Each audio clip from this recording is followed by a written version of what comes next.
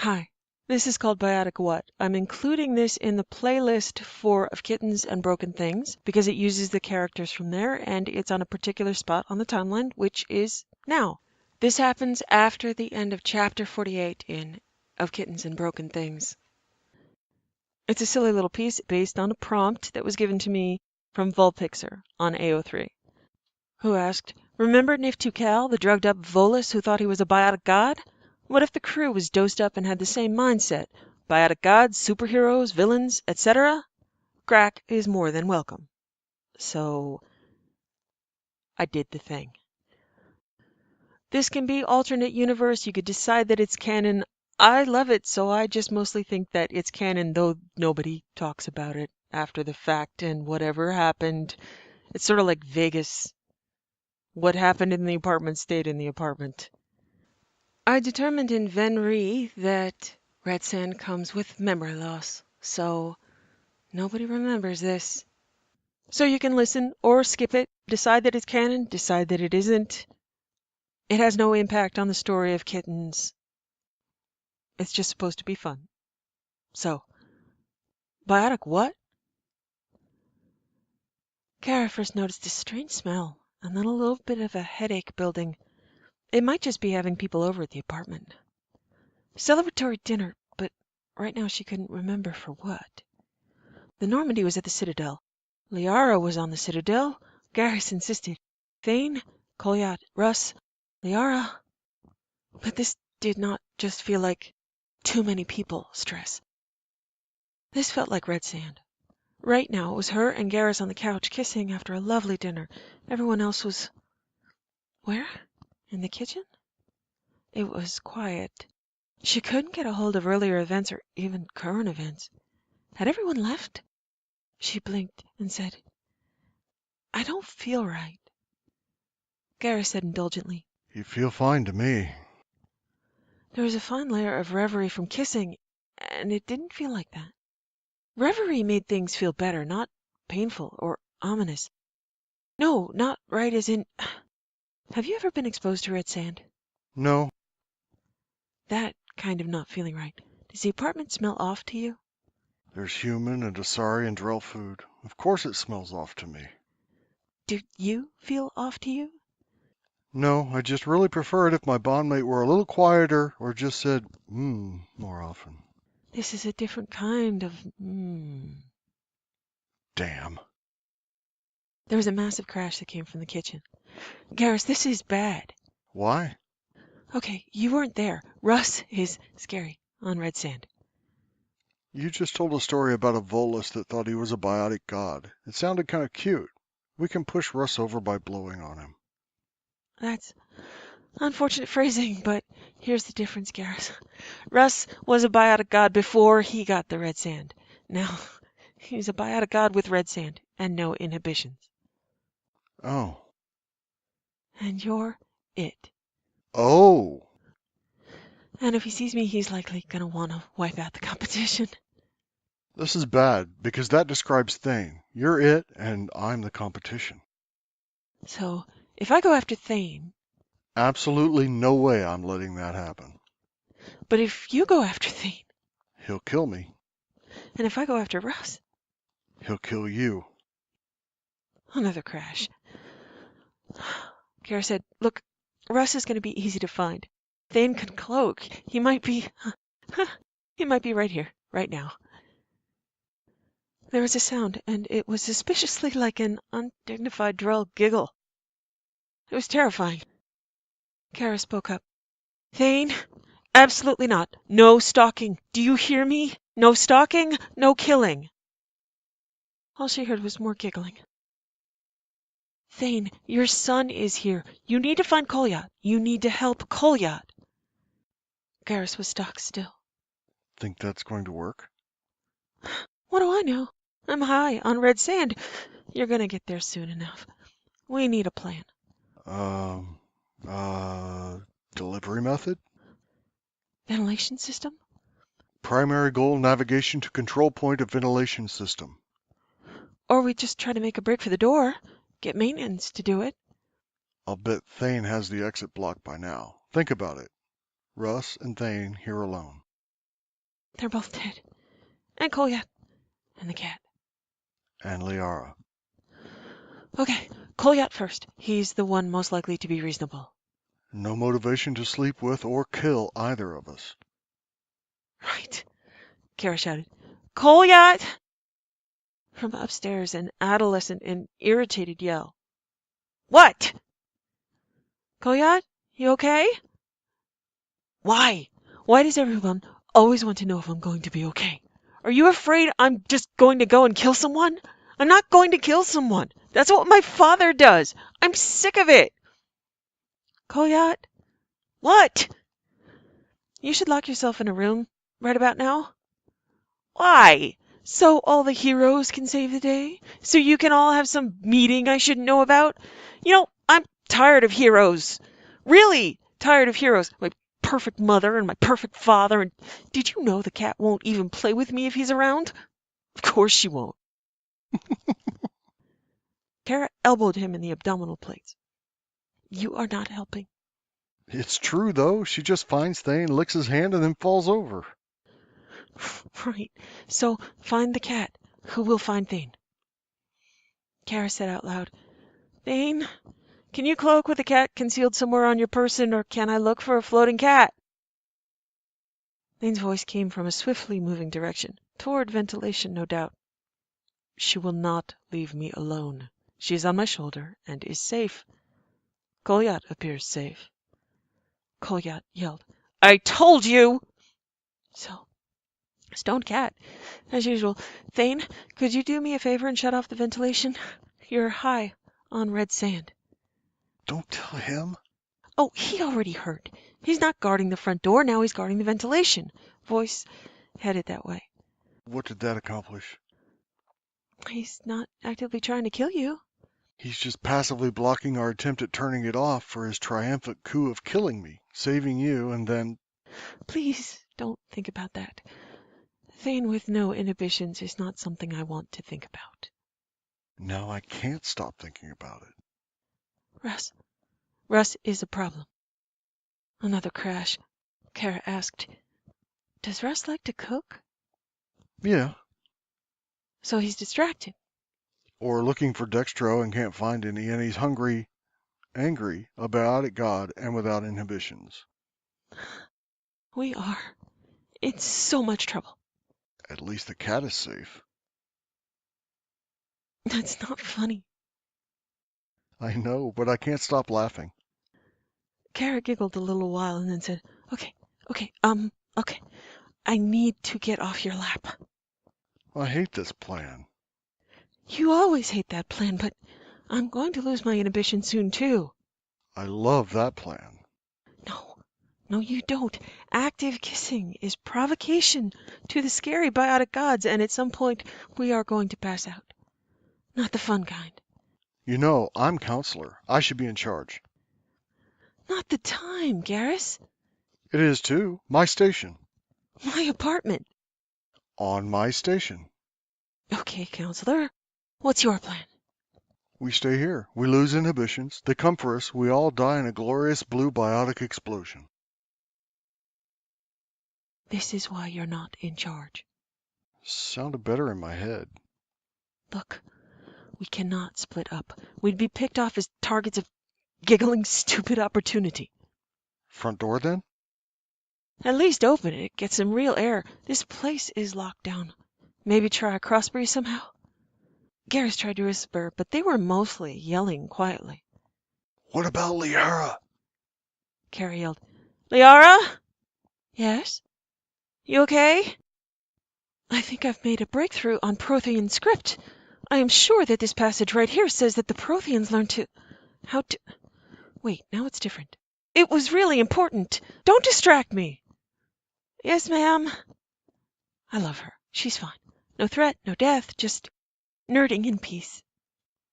I thought she had a thing for you. That seemed to have been handled by getting a look inside my head. Come on. Need to go. Garrus stood up and she said, put me down. Don't want to. You want to get back on the Normandy, Vicarian? Put me down. Follow orders. Oh, I love your Ava voice. Do that again. Down! Yes, ma'am. Down with less hands. Compromise. Now! You know, you're no fun. I'm not trying to be fun. I'm trying to not die. Look, no kissing, no hands. Angry, biotic, glowy, 8-foot-tall Taurian god who will do anything for you. Well, maybe I should be bait then. Garrus, I have no plan to take him down while he tackles you. Small, high, big-brained, small-brawned human who will not knock him over by blowing on him. Oh, okay. More unfortunate phrasing. I can't even. You'd have to stand up doing it. You're so short. I am not a biotic god. Okay, Russ in the kitchen, Thane at the vent controls, Liara in a room studying, and I'm not sending her out against either of those two.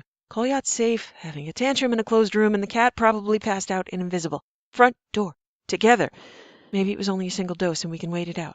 If it is constantly pumped in, though, that's not going to work. Won't they eventually pass out? Yeah. You think we can count on them to both accept it's just going to happen and they quietly do it? Not really. No. Me either. Front door. See, if I were on the Normandy, I'd be wearing armor. Armor would protect me from Biotic God. For about 5 minutes. Those are crucial minutes. Why did you always wear armor? Everyone else had casuals. I look good in armor. So does Russ. He's a very attractive guy. I know. I've been told.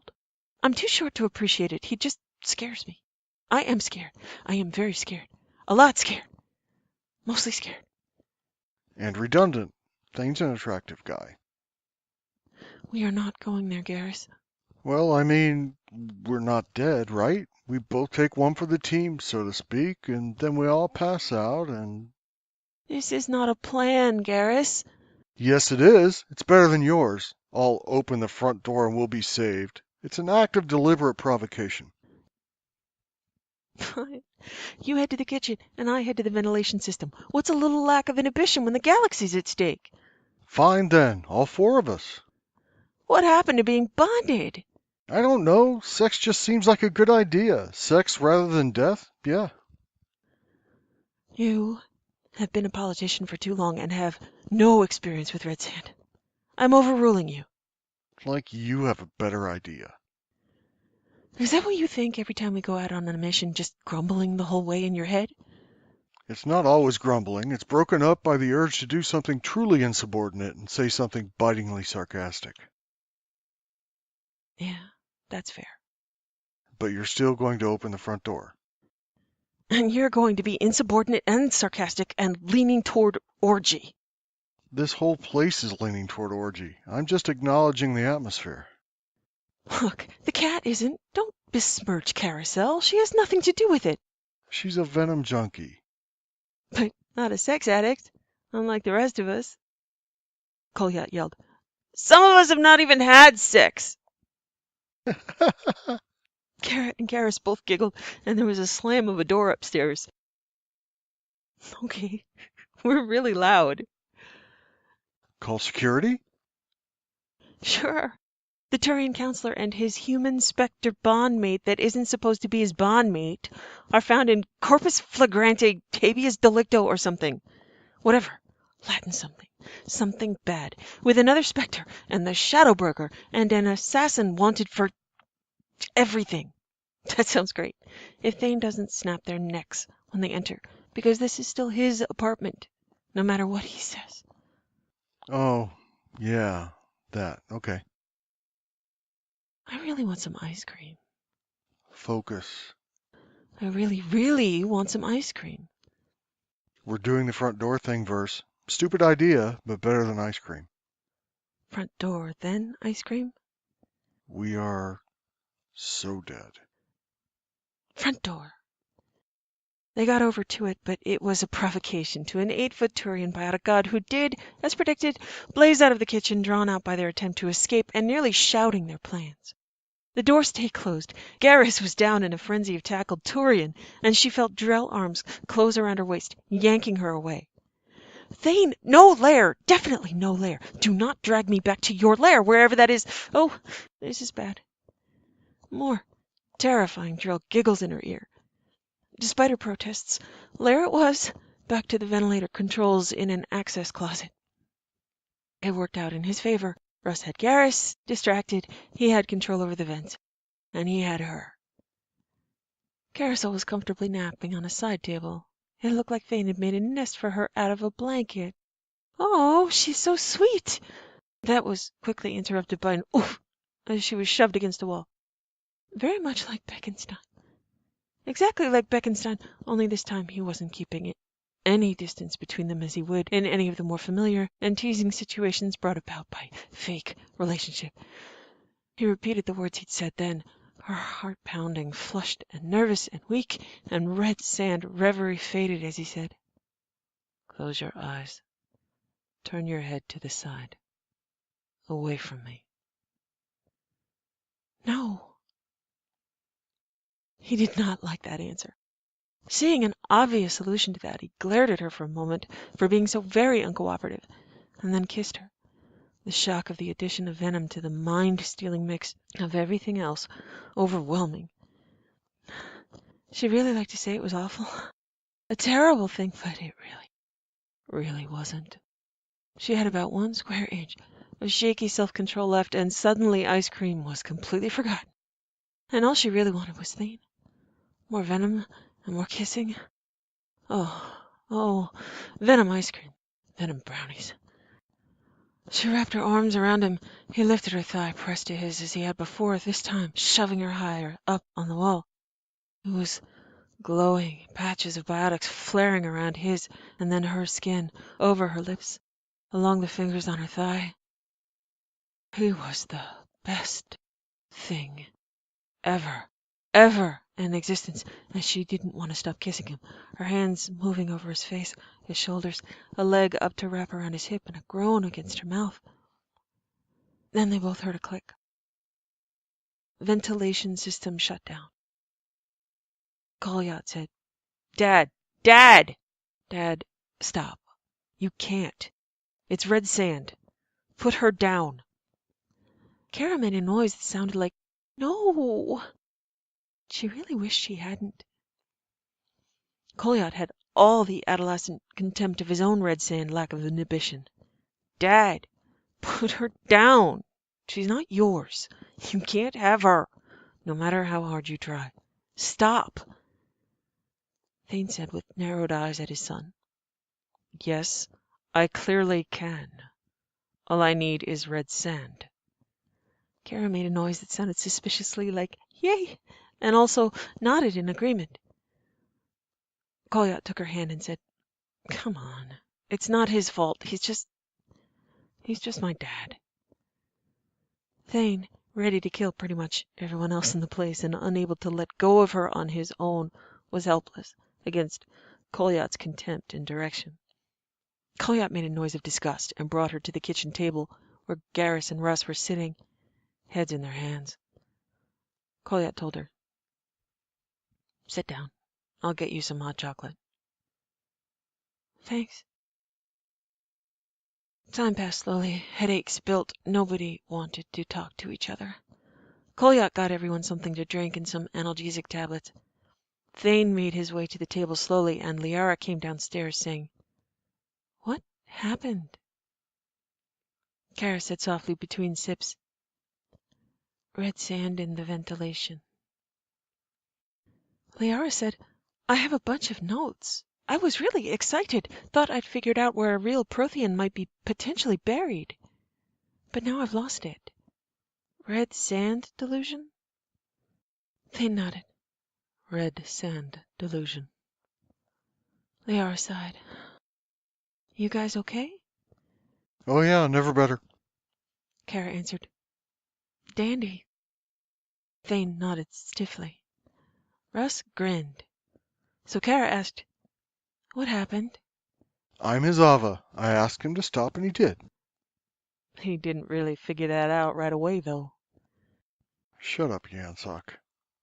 Latin something. Kara said, "On the bright side, Kolyat, you're my hero." Kolyat said, "Thanks, but I also think it's my fault." Everyone looked at him. He said, Hanar, at the door, said he should look at the ventilation system, and I let him in. Dane said, I imagine he had an impressive tool belt. Dad, shut up! Garrison Rust laughed. Colliot asked, Look, I'm sorry. Why would they do that anyway? Kara shrugged, looked at Thane, and thought about the Compact and Blasto movies. Because they're big, stupid jellyfish.